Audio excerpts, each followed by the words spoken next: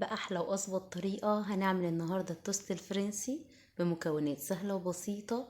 وبجد أول ما تشوفوا الفيديو هتقوموا تعملوه، مش هتكسلوا تاني.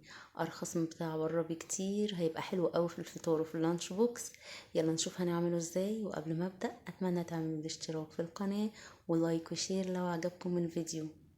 أنا عندي هنا 5 كوبايات دقيق ل5.5 حسب نوع الدقيق. هحط عليهم رشة ملح. عندي هنا كوباية هحط فيها معلقتين صغيرين خميرة و4 معالق سكر. هدوبهم في ربع كوباية مية بس علشان انا هعجن التوست بحليب. فكان عندي مية دافية، عملت فيها الخميرة، والحليب كان عادي على الرخامة فحطيته على طول على العجينة. تقدروا تستعملوا حليب بس. عندي هنا بيضتين عليهم معلقة خل، وهنزل بيهم على الدقيق. هقلب كويس لما اتأكد ان البيض اختفى تماما مع الدقيق. هنزل بقى بالخميرة بتاعتي وهقلب، وبعدين هنزل بالحليب بقى بتاعي واحدة واحدة لحد ما العجينة تلم معايا زي ما انتم شايفين كده بالظبط. مش بنزل بالسوائل كلها مرة واحدة، بنزل بحاجة حاجة واكمل عجن وهكذا لحد ما العجينة تلم.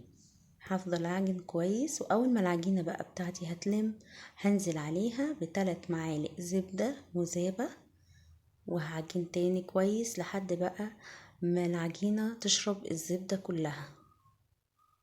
بنخلي الزبدة اخر خطوة يا جماعة علشان بتخلي العجين طري وهش وجميل. سبت العجينة خمرت لمدة نص ساعة او ساعة الا ربع، وبعد كده هقسمها نصين علشان العجينة دي هتعمل لي 2 رغيف توست. بفرد العجينة زي ما انتم شايفين وبلفها رول على قد قالب التوست بتاعي.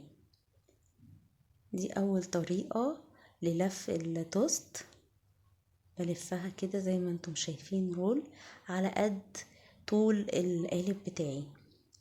هجيب بقى قالب مدهون زيت او زبدة وهنزل بالرول بتاعي. ممكن برضو نحط ورق زبدة زي ما تحبوا. هسيبه في القالب لما يخمر.